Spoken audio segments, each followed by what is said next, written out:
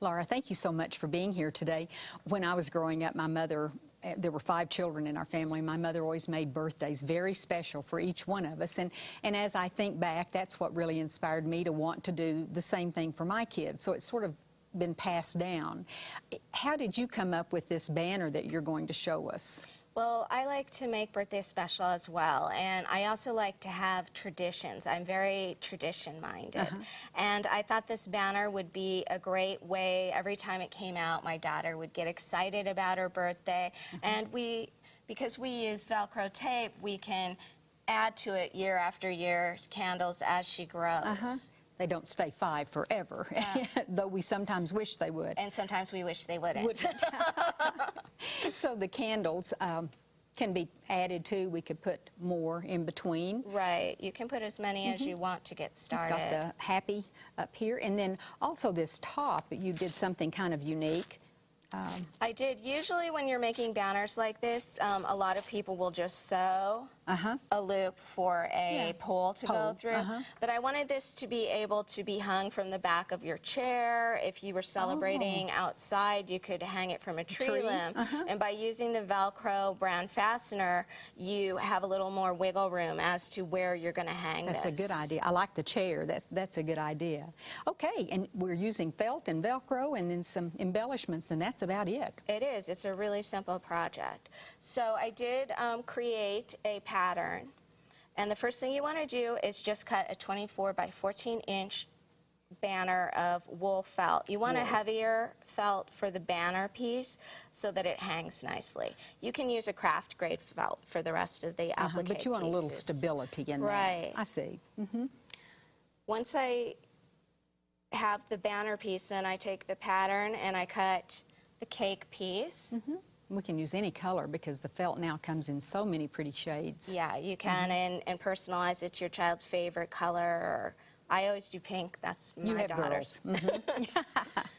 And you want to stitch that down, just doing a straight stitch around the edge, or you can glue it if you're not a sewer. Oh, okay. Everybody can do this project. And then you'll cut out the frosting pattern piece and then sew or glue that on. And I noticed you sort of made the frosting edge, but on this one you used those fancy scissors like we use. I used a wave rotary cutter for that, but you could also use rickrack if you wanted. You personalize it however you want. As you see, I also added some large rickrack to the bottom of this banner. I sewed it on the bottom side. You could go crazy and sew it on the top or however you want it to look. I like that really wide rickrack. It has lots of uses. Yeah, I do too. Then you'll use the pattern to cut a candle piece. And as you can see, I have a candle and a flame separately. So pick whatever color candles you want. If you have multiple children, maybe you want to make a different set. Again, because we're using the Velcro tape, you would be able to change them out. So if one child's birthday, they have blue, and the other child's, they always get pink candles. They'll have to share the banner, but they'll still feel it's a little personalized for them. And I just glued the flame onto the top edge. But you do suggest stitching the Velcro tape on these because they are used a lot. I do. That's the fun so that part. would be the next part. You would take the hook part of the Velcro tape. That's sort of the rough part. That's the rough part. And sew that onto the back side of the candle.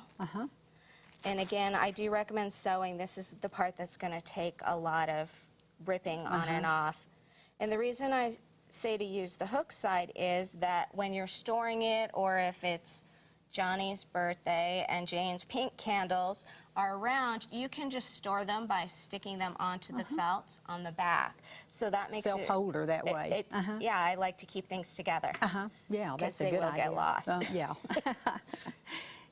That's cute. So once you have the rough side sewn to the back of the candle, you'll want to go in and decide where you want your candles on your cake and sew the other side of the Velcro. Now, like this only has 5, but would you suggest going ahead and stitching Velcro? Sticking as many as you think you want to go out in the future. It's just going to make it easier for you. That's You're what I not going to have to pull it off. And if you decide to embellish later, working around those embellishments while you're trying to use a sewing machine can be challenging. That's what I wondered. Okay, good. And then once And you those are have ready. that, you just make, again, in the pattern, I have some of these banner triangles. Banner cut 5. And you want, well, you would want to center it just above. As you can see, it's just about 2 or 3 inches above the candles. Right, I see. And I craft store and they're adhesive on the back. Save a lot so of it time doesn't cutting get those any out. easier than that. And then I pinned all of the banner. Always along pin here. first. I've learned that. I'm not a big pinner, but in this case it really helps Right. you. And just arrange it so it has a It all festive fits look. on too. And then, as you can see, I took my sewing machine and instead of drawing or adding a felt string, I used the sewing stitch to attach just the tops of the banners. Right, It gives so it a they're little bit of loose. movement and a little bit of fun. And I noticed these are white letters. These are pink. So the again, we can store. personalize And it. if you can't find these at the store, there's die cut machines that you can cut felt letters from. you can cut with felt. Yes. I didn't know that. Yes, Okay. your die cut will. I cut with felt all the time on my die cut machine. I've got something to try today now. So you could do that. Then to make the loop, Top, the hanging, you just fold it down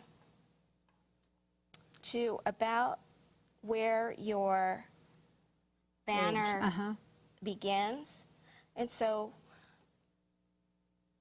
sew some Velcro along this top edge. Right. So that then And then when put you the other fold it one on over, the Velcro attaches for you, and it's easily removable. And then we all have lots of leftover buttons Yeah, I or love beads buttons or and something. felt. I think something about buttons and felt, they just go together. They go together. So you can embellish it if you don't want to do that. Do a couple of layers of rickrack, add some eyelet lace, whatever you want to do to really personalize it. Well, this is such a quick and easy project, and I think it would be something that could be passed down year after year. Thank you very much, Laura, Thank for you. showing us this.